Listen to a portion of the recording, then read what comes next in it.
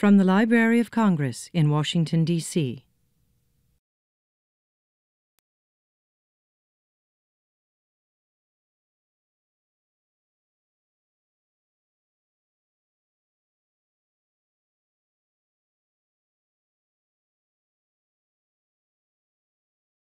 Hello! Hello, friends. Hi. At the Library of Congress, and it's welcome, boys and girls, ladies and gentlemen. Welcome to the grand opening at the Young Reader Center.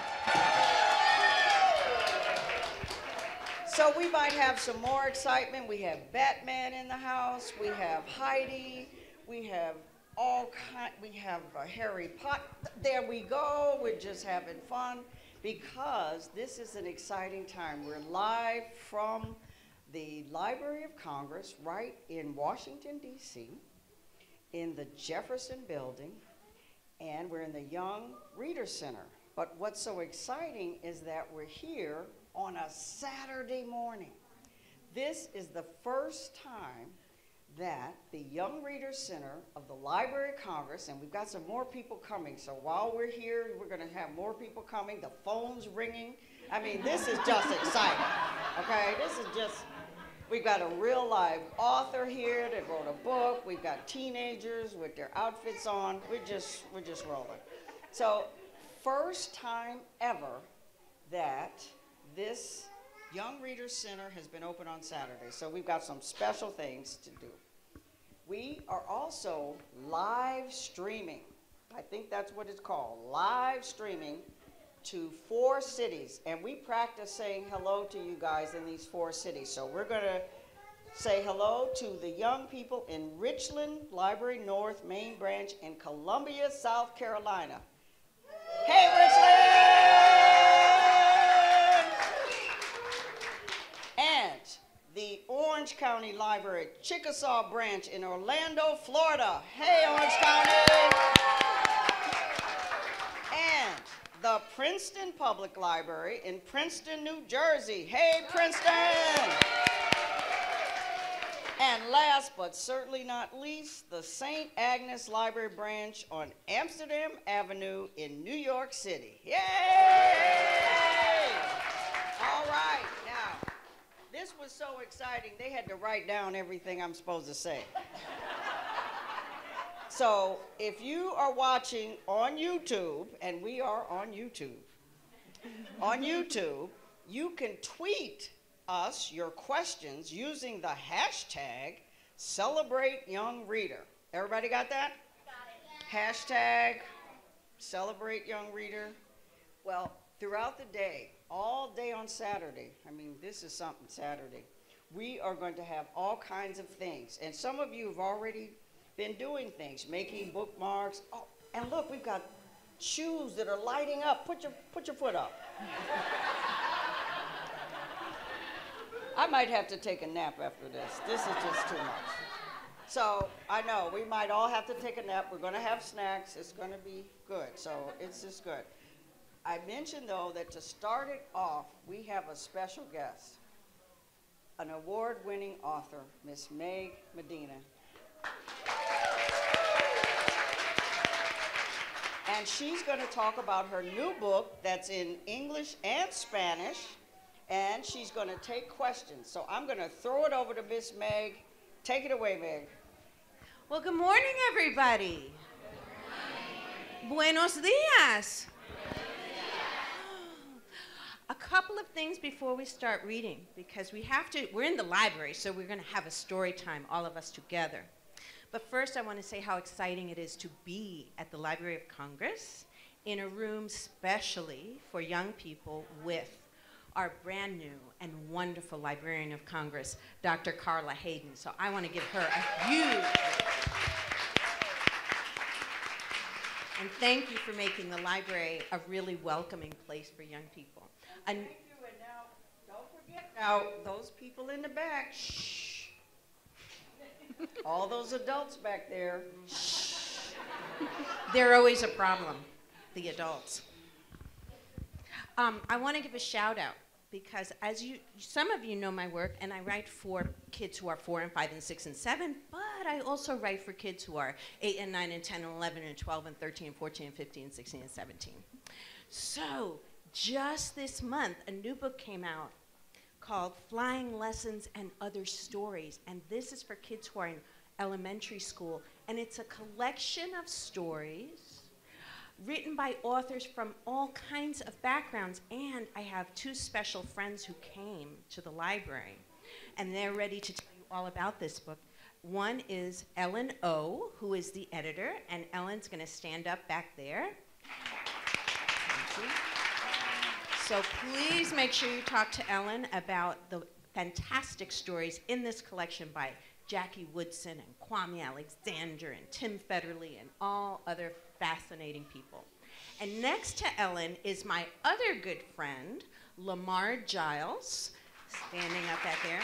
And he will be the editor of the next book in that series. Instead of middle grade stories, it's going to be YA stories, meaning stories for teens. So be on the lookout for Flying Lessons and Other Stories. But we have business to attend to this morning, my friends. Raise your hand if you have a grandma or grandpa. Raise your hand if you have a grandma or grandpa. Or an abuela or abuelo. You have, yes. I did too. And here's what I remember about that experience. That when I was 5, do I have anybody who's 5 here? Do this. If you are 5, okay. When I was 5, my abuela came to live with us. My abuela and my tias, they came from Cuba. And I hadn't met them before. And I was very worried about them. So all these years later, when I grew up, I decided, you know what? I'm going to write a story about a girl and her grandmother, her abuela. And they're going to have a very special problem that my grandmother and I sort of had. And that's this, that abuela spoke Spanish really well and really quickly, and it sounded to me like this. And I spoke English really well and really quickly, and it sounded to her like this. And when we met each other and we wanted to be friends, we were like, uh-oh. So I wrote a book. Now here's the deal about this book. Right now, I speak Spanish and English. So I'm going to read the book both ways. And on this screen, you're going to have the pictures and you're going to have the words in English. And in my lap, I have the book in Español. So we're going to have to be patient, which is a really good quality when we're talking about people who speak other languages. So when I'm reading in English, the folks who are live streaming, watching the live stream, listening to this, wanting to hear it in Spanish, they're going to wait really patiently. And when I finish English and I go to Spanish, you're going to wait really patiently and look at the pictures drawn by my friend, Angela Dominguez. Are you ready? Yes? Okay. Vamos. Sí. I need my clicker, which is way over there, and I need a person with long arms. Gracias. Thank you. Okay. So this will be a trick. I've never done this way. So remember the word here, patience. Paciencia. So, oh, what happened? I'm at the end. I'm going backward. Hold on, I'm going all the way backward. Ahí, there we go. Mango, Abuela and Me by Meg Medina. That's me. She comes to us in winter, leaving behind her sunny house that rested between 2 snaking rivers. Her old place was too much for just one, Mommy tells me, as we make room in my dresser for her clothes. And too far away for us to help Papi adds, Abuela belongs with us now, Mia. But I still feel shy when I meet this faraway grandmother. Ella llega en el invierno, dejando atrás su casa soleada que descansa entre dos ríos zigzaguentas. Su casa es demasiado grande para una sola persona, me dice mami, mientras hacemos sitio en mi cómoda para que abuela pueda guardar su ropa. Y está muy lejos para que podamos ayudarla, añade papi.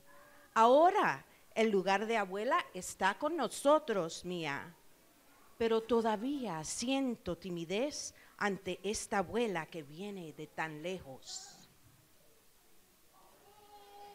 Sorry. Ping, pang, boom. Papi unfolds Abuela's bed and slides it right next to mine. You'll get to know each other, he says. But when I show Abuela my new book, she can't unlock the English words. We can only look at the pictures and watch Edmund race on his wheels. But then, just before we turn out the light, she pulls out two things tucked inside the satin pocket of her suitcase. A feather, una pluma, from a wild parrot that roosted in her mango trees, and a snapshot, una fotografía, of a young man with Papi's smile. Tu abuelo, she says, climbing into bed. Snuggled in my pajamas, I smell flowers in her hair, sugar and cinnamon baked into her skin, and that night I dream of a red bird circling the sky. Ping, pang, boom. Papi arma la cama de abuela y la coloca al lado de la mía. Así se conocerán mejor, dice. Pero cuando le enseño a abuela mi cuento favorito, no entiende las palabras de inglés. Nos limitamos a ver los dibujos y a observar a Edmund dar vuelta en su rueda.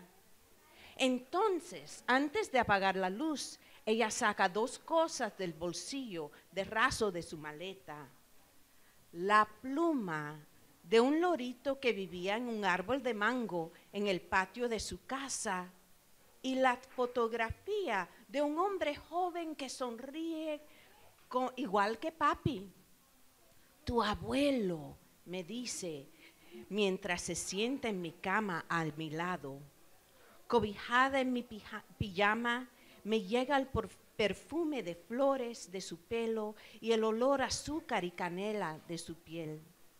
Esa noche sueño en un pájaro de plumas rojas que da vuelta en el cielo. The rest of the winter, while Mommy and Papi are at work, Abuela waits for me to get home from school. Then we bundle up in thick socks and handmade sweaters to walk to the park and toss bread to the sparrows. My Espanol is not good enough to tell her the things an abuela should know, like how I am the very best in art and how I can run as fast as the boys. El resto del invierno, mientras mami y papi trabajan, abuela espera a que regrese del colegio. Entonces nos abrigamos bien con medias y suéteres de lana gruesa y vamos al parque a dar pan a los gorriones. Mi español no es suficientemente bueno como para contarle las cosas que una abuela le gustaría saber, como que soy la mejor en arte y que puedo correr tan rápido como los chicos. And her English is too poquito to tell me the stories about all I want to know about abuelo and those rivers that ran out right outside their door. With our mouths as empty as our bread baskets, we walk back home and watch TV. Y ella tampoco sabe mucho inglés como para contarme las historias que yo quiero saber de mi abuelo y esos ríos que corren frente a la puerta de su casa. con las cestas de pan vacías como las palabras que no logran salir de nuestras bocas, regresamos a casa a ver televisión. Abuela and I cannot understand each other, I whispered to Mommy. Oh, things will get better, Mommy says. Remember how it was with Kim? Kim is my very best friend at school. When she was new, our whole class had to help teach her English words. Now, Miss Wilson sometimes has to say, "Please be quiet, girls, others are working." Sound familiar? Abuela no me entiende lo que le digo y yo no entiendo lo que ella me dice. Le cuento en voz baja a Mami. Ten paciencia, dice Mami. ¿Te acuerdas de cómo fue con Kim? Kim es mi mejor amiga del colegio. Cuando llegó a clase por primera vez, todos los compañeros enseñamos las palabras en inglés. Y ahora la señorita Wilson dice, a veces tiene que llamarnos la atención. Niñas, por favor, que interrumpen la clase. Oops. After school, the next day, while Abuela and I are making meat pies for our snack, I pretend that I am Miss Wilson. Dough, I say, pointing to the ball. Abuela says, dough? Masa? And rolls it flat. Masa, I say. She drops a spoonful of meat in place. Carne. Carne, I say, meat. Pasas, raisins, aceite, oil. And that page I'm going to skip in Espanol because you get it. Then I remember the word cards we taped in our classroom to help Kim. So while Abuela fries our empanadas, I put up word cards too until everything is covered, even Edmund. Soon we are playing Oye y Di here and say all around the house. But that night, she still calls my pillow a palo, and she says Edmund is a gangster.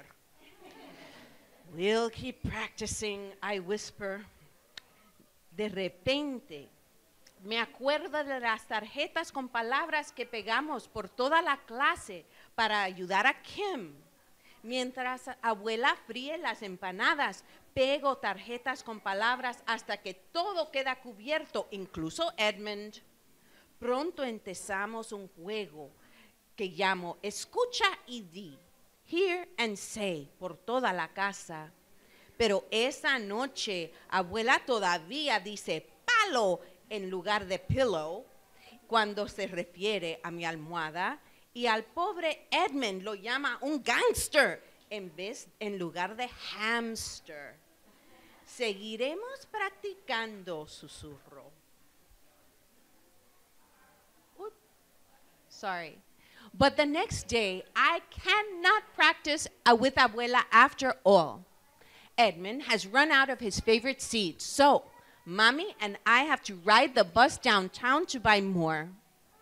Sometimes there are kittens in the pet shop window, but when we arrive, something even better is behind the glass.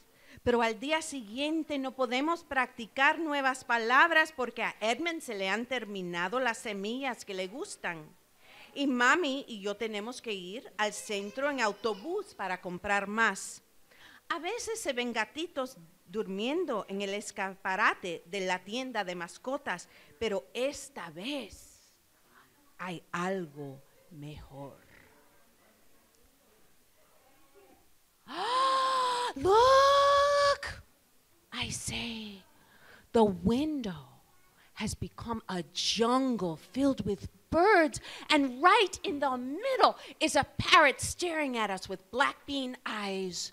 I press my nose to the glass, thinking of the feather Abuela gave me. Let's buy him, I tell Mommy. But Mia, you already have Edmund, Mommy says. Oh no, it's not for me, I say. It's for Abuela. Like the parrot that lived in her mango trees, he can keep her company when I'm in school. Mira, le digo, Abuela, le digo, el escaparate se ha transformado en una selva llena de pájaros. Y justo en el medio hay un lorito que nos mira fijamente con ojitos que parecen frijolitos negros. Acerco la cara al escaparate y pienso en la pluma roja que Abuela me regaló.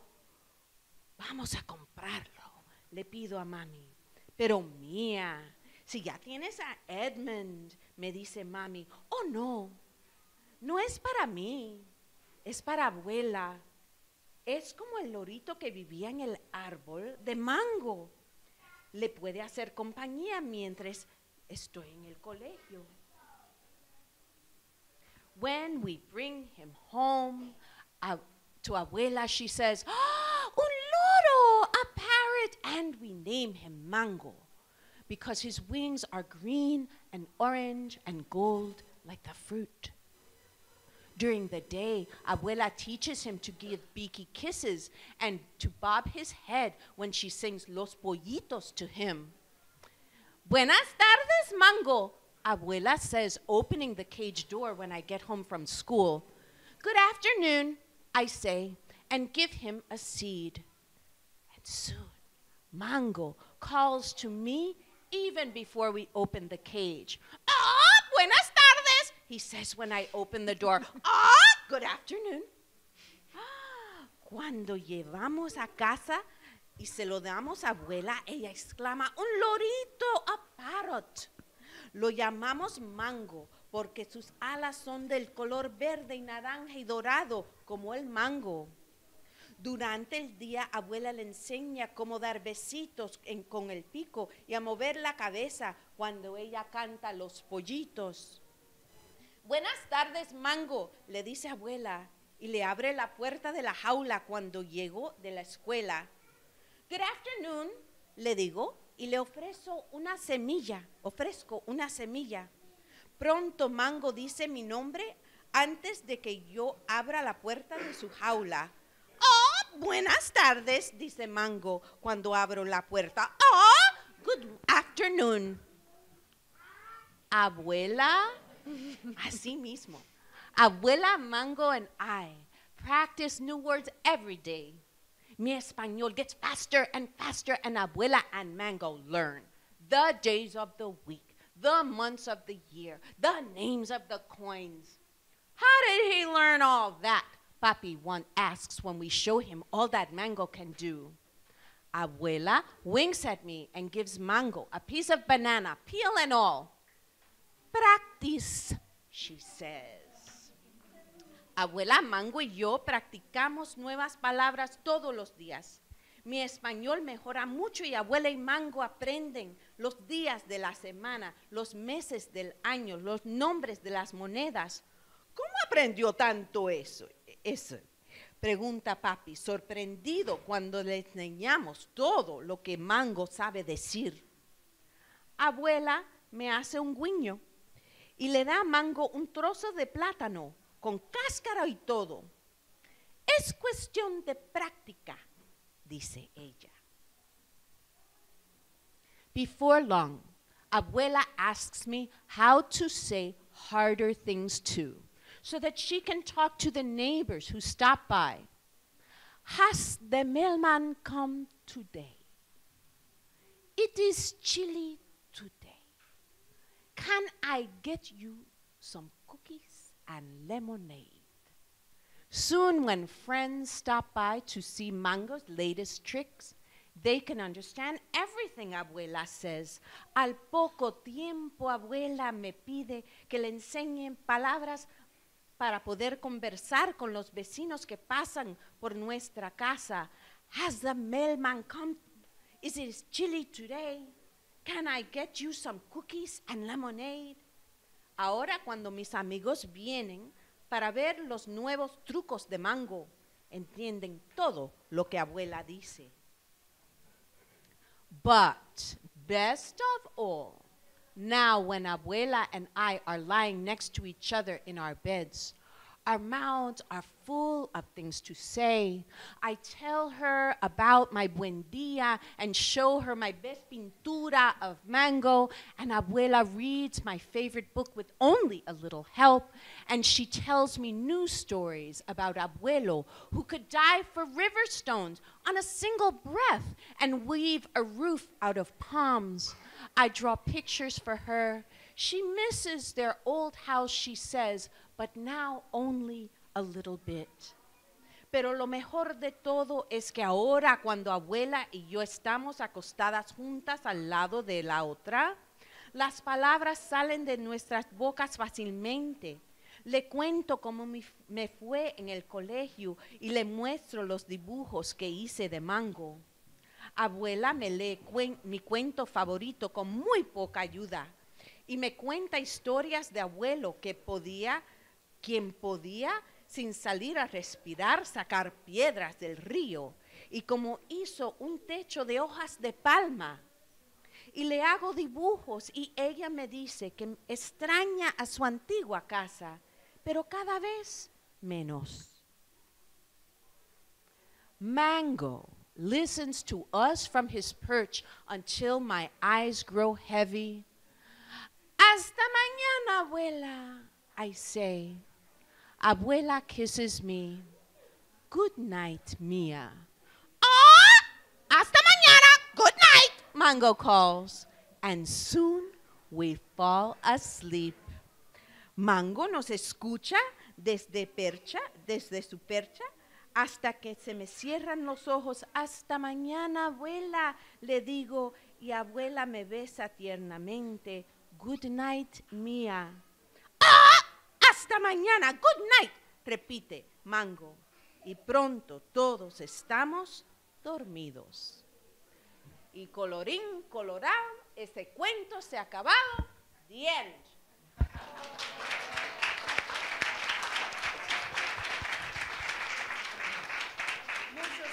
Oh, de nada.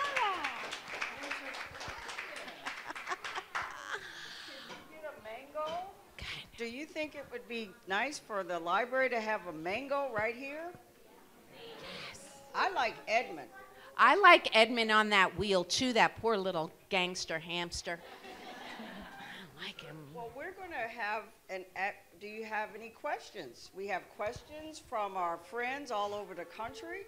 So we're going to start asking. Anybody have a question? Like, was Edmund really a hamster or a gangster?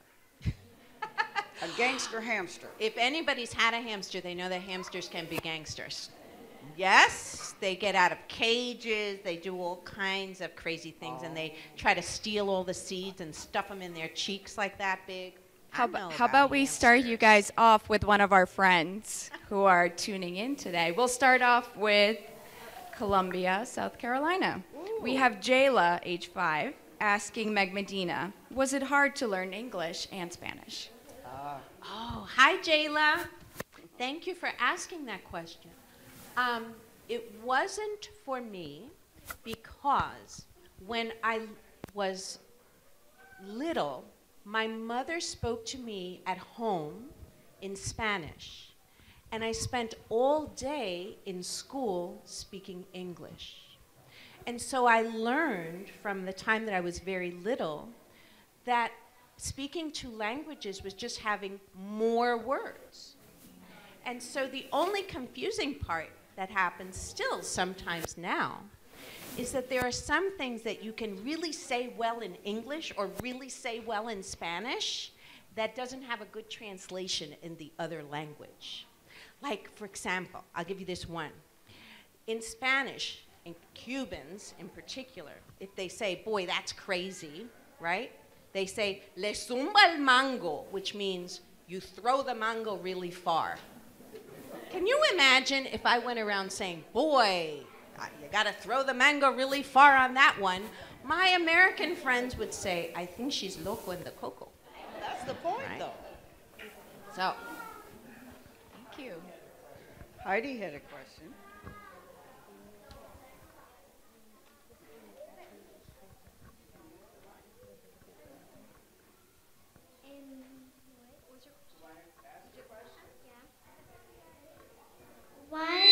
did they get mango? Why did they get mango in the story? I think she wanted to make her grandma feel better about missing her house. Sometimes when we move to a new place, we miss our old place. Raise your hand if you've ever had to move from one place to another. Yeah. That can be scary. And you want to remember the good things of the place that you came from. So I think Mango was a helper to help them talk to each other, but he was also a helper to make Abuela feel at home. And that's something we can do when we have new people come to our classrooms, new people come to our neighborhoods, new people come to our family. We want to make them feel loved and safe.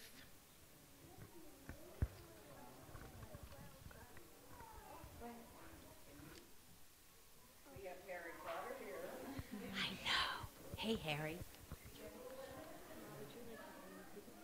We have a question from another one of our friends. This friend is named Emily. She's 9, and she has a question from Orange County Library System, Orlando, Florida. And this one is for Dr. Hayden. What does a librarian do?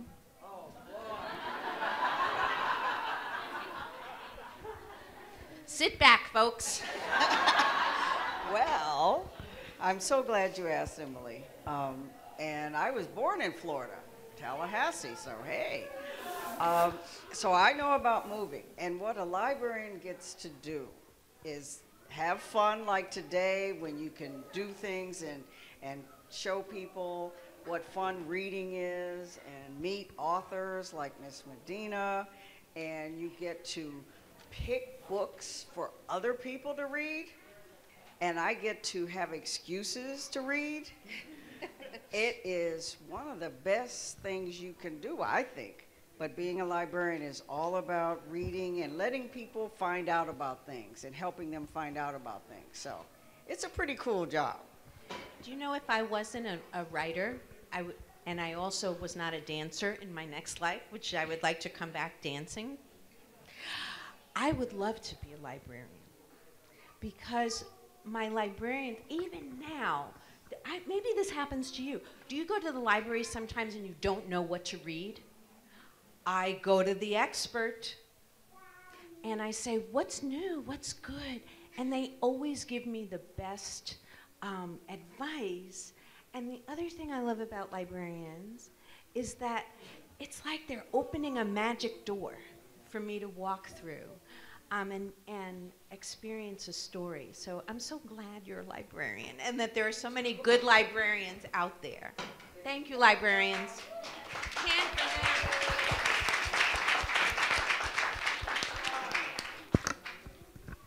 Yeah, librarians are wizards of words. So we have Harry Potter, and it is just a joy. Now we have another question too. We have questions streaming in from our friends who are watching today. This one is from Maddie, 6 years old, and she's in Princeton. And this is a question for both of you. Maddie says, I read every day. Do you? Yes. I'm never not reading. Never not reading. I love it, love it. In fact, when I don't read, I don't feel well. Does that happen to you? When I'm very, very tired, I can tell I'm really, really tired because I can't read. Yeah. And that's when I know I need to take that nap. I need to do something because I love to read. Well, can I tell you where my favorite place to read? In bed. Me too. It's the best thing. And sometimes I wake up and there are books and magazines and stuff in the bed with me. Okay. And it's so cool. Do you know, I had a neighbor once. Her name is Liz. And she had 3 little kids. And one of her daughters, I remember that young woman is in her 20s now. But as a little girl, she could only go to sleep if her bed was filled with books. And she read until the moment her eyes dropped, and she'd wake up in the morning touching those books. I think her name was Kate, if I'm not mistaken. And I've always remembered that. I read in bed too. It's such a comfort. And I like going to sleep with my imagination. Sometimes it's better than a movie because the movie's in your head. and you can make up whatever you want. You can make the pictures yourself sometimes, so it's really kind of cool. Another question. Ooh. Oh, right here. Or you can just say stuff too.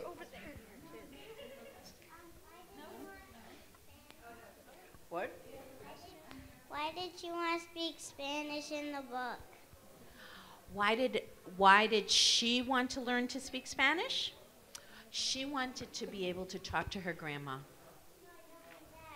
I mean, why did you decide to do the book in Spanish? Oh, why? A more discerning question. That's right. She got the story. Thank you, ma'am. Thank you for that clarification. Wow, Miss, thank you very much. That's a really good question, and here's why. Because I think that there are a lot of kids in the U.S. who speak English and Spanish, and lots of families where some of the people speak English and some of the people speak Spanish, and I like to give them books where no matter what language they're most comfortable in, they can come together around the story. The hard part when I'm reading is waiting, right? It's hard to be patient. And that's true when we're reading books in two formats. It's true when someone is new to English and they're trying to talk to you and you're listening really carefully and trying to be patient. But they're trying to tell you their story, even if it's a sentence that they want to tell you. So it's, for me, I like including everybody that I can in the story. Good answer? We have a question over here. And we need more stories in other languages too. Yeah. All right, go ahead and ask your question. Why did they give the hamster to the grandma? Say that question one more time again. Why Did they give the hamster to the grandma? Why did she have a hamster in the story? Why was there, well, or, oh, I'm not doing well with like interpreting questions. Okay, I'm paying attention now. Why did they give the hamster to grandma? Oh, well, she already had Edmund. She already owned him. Edmund was her pet. And so she wanted to add Mango the parrot. She didn't add Edmund. Edmund was already hers. Do you have a pet? Yeah, What do you have? a dog. Me too. What's your dog's name? Onyx. Onyx. My dog's name is Hugo, and he's a big, black, shaggy dog. What does your dog look like? He's black and he has light brown feet. He must be beautiful. And I like that name, Onyx. Other questions? Ooh, our wizard. Well, just like her dog, her dog's name is Onyx. My dog's name is Donix. Yes. And we have one question over here. Why did you make 2 books? Why did I? I think because I can't not do it. When I don't write, I don't feel very well. So I love to write stories. When I was little, I liked to hear stories. And now as an adult, I still like to hear stories. I still like to read stories. But now I like to write them also. Do you like to write stories? Yes. So you know what happens to people like you? You become people like me, or you become people like Dr. Hayden. Like book lovers. We become librarians. We become authors. If we like to draw the pictures, we could become illustrators, the person who draws stories. Oh. So there's lots of stuff for book loving people. Batman has a story. Oh, Batman, yes. Why we get the grandma and the story? Why did I write a story with a grandma in it? I like grandmas.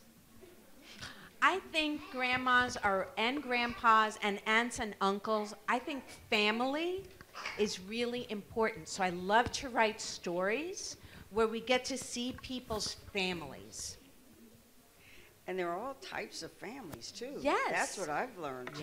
There are Yes. all kinds of families, and it doesn't matter. And it's really cool to have all types of people in the family. I had a rabbit. Otto was in the family. But everybody can be in a family. That's right.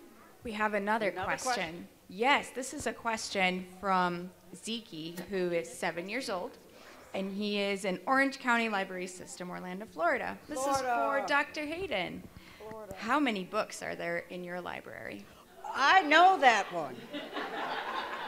There are, and think about this, and that's why we're so excited that you're going to be here more and more and more.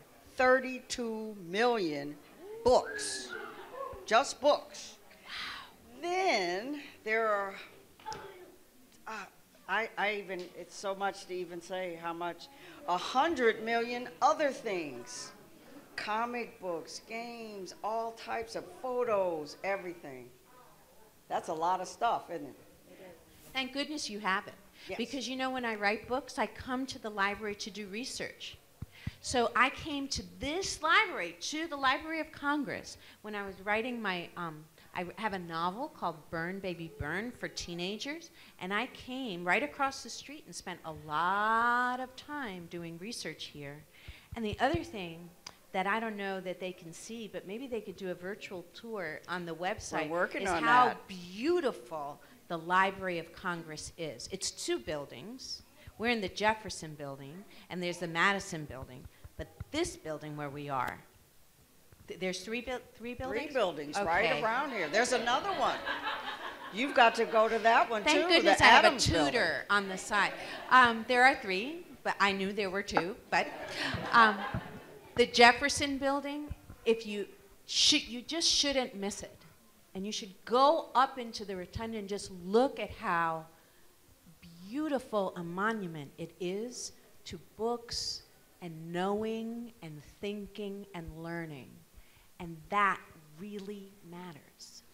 And the cool thing is that it's your library. This is everybody's library. So Florida, New Jersey, New York, this is your library too. And I'm glad you said that about the virtual tour, because very soon you will be able to take a virtual tour of all 3 buildings. And there's even another one in Virginia. All 3 buildings, you'll be able to look, and it's 3D and walk around. So we're working on that. So wherever you are, you can tour the buildings. Yeah. Great. Oh, now there's some, oh, look, we must be having too much fun, because now the adults want to ask Yeah, questions. they want to get in on the action Okay, now. we'll let him. Here you go. He's going to ask a question. Dr. Hayden, could you tell us what was President Jefferson's involvement in establishing the Library of Congress? Wow. Now, you could tell that was an adult question. And I'm so glad it's yours. And I happen to know that one too. Because what this gentleman wanted to know is, why is this even called, the building that we're in now is the Thomas Jefferson Building. And he said, how was Thomas Jefferson? He was a president long time ago. Very, very important president, because he thought about a lot of things when the country was getting started. And one of the things he said was, this is a new country. It was new. 1796, way back. He said, you know what a new country needs? It needs a library. And he made sure that books from his library were given to the country so we could have this wonderful thing now. So thank you for asking that, and thank you, Thomas Jefferson. We've got another one from you, from our We do. This friends. one is from New York. Oh, New York City. New York. Amsterdam Avenue. Queens, New York. Queens, that's Jamaica, New York. They actually want to know if you miss living in Queens. And also, the real question is, Jessica wants to know, is there a difference in how you write chapter books and picture books? Ah. Yes, and I am from Queens. I'm from Flushing, Queens. Oh, so that's Jamaica. know that, yay! You see, there's Queens peeps everywhere. There's Flushing. Flushing, Queens is where I'm from, and there is a difference in how you write every kind of book, because you have to think about who's reading the book and how long the book can be, how many words that reader has to be able to unlock your story. Is somebody going to be reading the book with them, or are they going to be reading by themselves? So there are all kinds of things that I think about that have to do with this. The first thing I ask myself is, what story do I want to tell? The second thing is, who am I telling it to? And then the third thing is, what's the best way to tell that story to that person? So I have to match those three things up. Sometimes I make a mistake, and I try it in one way, and I go, no, it doesn't make sense this way. It's much better as a novel or as a picture book or whatever. But those three things in some way have to line up. Wow, that takes a lot of thought. It does. It's a brain buster. It looks so wonderful and everything. Oh, wait a minute. Is there a medal on that book? There is a medal on that book, my friend. Oh, could you tell us, whenever you see this kind of medal on a book, that means that it won a prize.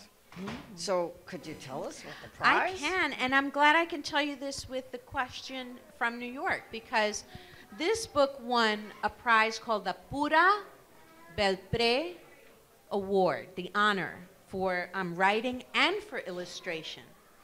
And I was not the illustrator. The illustrator is a wonderful woman named Angela Dominguez, who's also a writer and writes and illustrates her own books, so find her stuff. Pura Belpré was a librarian. She was the first Afro-Latina librarian in Harlem, I believe in the 20s. Yes, 1920s. Yeah, and she looked out at her students, and she looked at them, and she looked at the kids who were in the pages of the books in her library, and she said, wait a minute, this doesn't exactly match. We need more stories and more books that have all kinds of people in them. So she dedicated her whole life to diversifying, to getting stories and books that reflect all people.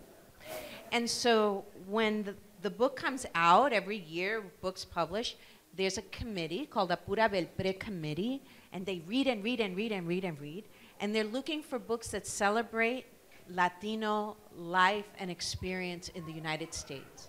And then they pick a winner for illustration, and they pick a winner for writing. And I'm so proud that this book got that last year. Not this year, but last year. So thank you for asking. And I remember when I was 7 years old in Jamaica, Queens, and there was a little storefront library right across from my school, PS 96. And I went in, and a librarian gave me a book called Bright April. And I loved that book. I loved it so much I got library fines. Uh-oh. Yes. You know why I loved it? Because it was about a little girl who was 7 or 8 years old, and she looked just like me. She was brown, she had pigtails, she was a brownie, and I just loved it because I looked in the book and I saw myself. And I said, it must be pretty good if I can see myself. Yeah. And it meant a lot to me to just have that. And I hugged that book and hugged it. I think I still have fines. But I love that book to this day because I could see myself in something I love. I love that you're from Jamaica, Queens. I went to PS 22. Where did you go? PS 96. PS is public school. Public school, and in New York, that's what you do, PS 96 and PSA. But that meant so much to me because I was already looking at books to find out about other people, and I love books and I love reading, but I never saw myself in a book. Yeah, so I know. It meant a lot. Another question. The next one is going to be the last question. Oh, we have one more question, Yeah. and then we have 2 questions. 2 questions. Okay. 3 last questions. All right, 3 super fast last questions. Okay, here's the first one, right here. When you were little, did you like to read and write a lot? Yes. To be a reader, to become an author, yes. Really to be anything. It pays to read and write a lot. And it's also super fun, so you really don't mind doing it. But yes, you have to be a good reader. And then we have another person, a teenager. So first of all, good morning. Yeah. All right. So like, I'm from Richard, right? And I'm an artist, yeah. And I consider writing to be like an art. So when I'm doing my thing, like I make music and I paint and stuff. So like when I'm doing my thing at an instrument or something, I feel like it comes best to me like when I'm a vessel, when it just like pours out of me. It's like spontaneous. So I want to know like, what's your method of writing? And like, how do you get the stories out? So I love the fact that you have all kinds of arts at your disposal. And you're right, there's a whole, as an artist, there's a whole time period where it's just coming out of you. And how that looks for me is that it'll be a sentence that I write down somewhere, or it'll be a photograph that I see somewhere that I cut out and I hold on to. When I wrote the book, The Aisa Wants a Car, for a long time, that sentence just kept coming up to me. The Aisa wants a car. The Aisa wants a car. I have it, the Aisa. She did buy the first family car. And for some reason, that sentence kept jamming in my head. And you probably have the same thing, a phrase that you can't get rid of, and then it becomes something. The important thing is that you follow it. Right. Just follow it. But thank you so much for your question. And before Thanks for being here. I appreciate you. Isn't this cool to have So people cool. who create and write and all of Coolest that? thing And we're going to have since sliced more and more of this on Amazing. Saturdays. Let's give a hand for Saturdays. Saturdays are good days. And it's a time when you can do things. So we're going to actually do something really fun. We have one more question from our friends, and we're going to just wave to them before we go because we have a special ribbon cutting. We are going to cut the ribbon to this room to say it's open on Saturdays, come and everything. We have scissors that are this big. We have 2 teenagers from our advisory board. We also want you to know that we want you to come back and tell us what other things would you like to see in this children's center and youth center. So we're going to be getting a lot of ideas from people. We hope that we can have more authors like Miss Medina to talk to you wherever you are on a regular basis. That would be good. So we have one more question from This is from Princeton. Princeton, New Jersey.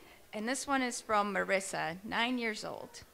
Meg Medina, what is your next book about? My next book?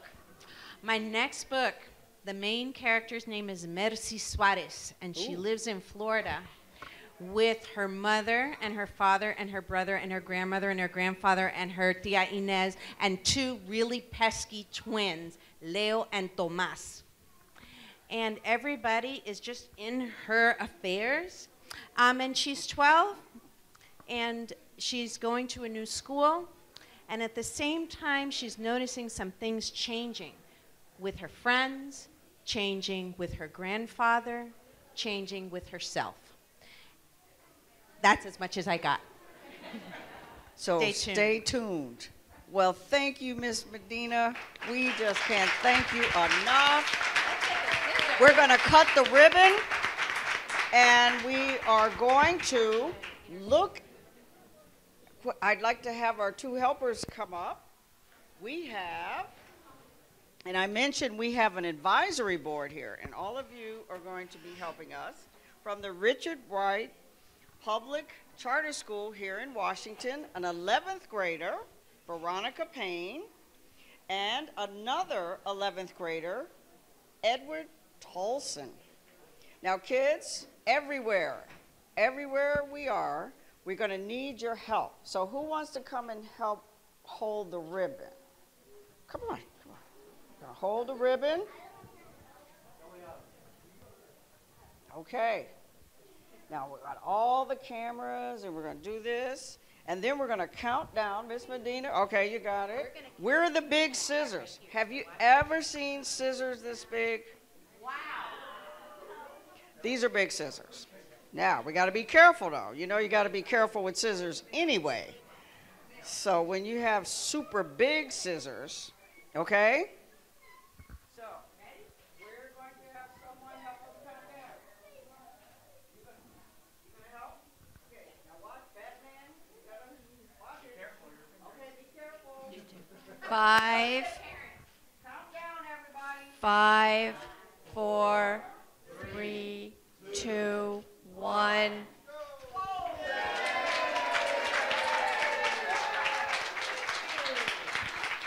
Thank you. And then guess what? Our 11th graders are going to say something. I have a mic for you. You guys were really good at this ribbon cutting. It's the scissors. The scissors were good. Who's going to speak first? Veronica's going to speak. Good morning, everyone. How are y'all today? Okay. Well, my name is Veronica. I attend Richard Wright Public Charter School, and I am also a part of the Team Board program here at the Library of Congress.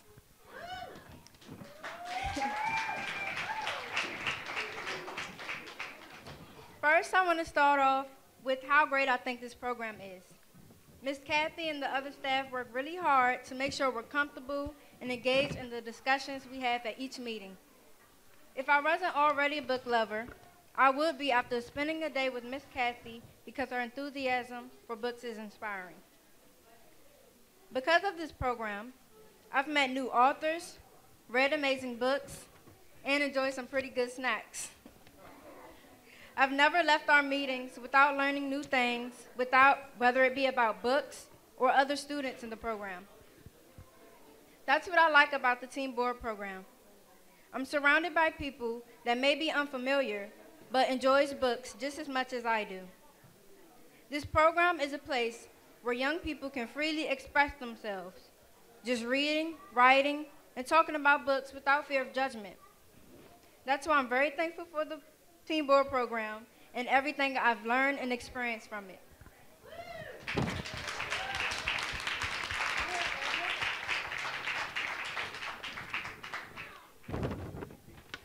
Good morning, everyone. My name is Edward Tolson. I'm 16 years old, and I'm a junior at Richard Wright Public Charter School for Journalism and Media Arts. The Young Readers Center Team Board has been a great getaway where I can read, develop my thoughts, and express myself through reading literature. I've been a part of the Team Board of the Young Readers Center for 2 years now. In my opinion, the Young Readers Center just keeps getting better for me along with the selection of books that are available. When I joined the Team Board program, my first impression was it was going to be your average book club where you write summaries of books written years ago. This is because it was being housed in the Library of Congress, where lots of old books are housed. However, that was not the case. The Young Readers Center Team Board itself is multidimensional. We are exposed to new books every month. Distinguished authors have visited and amazed us with how they got started writing, and enthusiastic librarians that forged a way for us to have great snacks and wonderful books from various genres for our reading pleasure. I continue to enjoy our Team Board monthly meetings where we discuss our books and hear about what other students have read while enjoying the embracing environment and loving culture of the Young Readers Center. The Young Readers Team Board is a great program for young readers everywhere looking to embrace literature while cultivating their minds and expanding their horizons through reading. Yay! Now, there's a reason why we wanted you to hear about the Teen Advisory Board and how much fun that is, the snacks. You'll be getting some snacks yourself. And we think, and what do you think?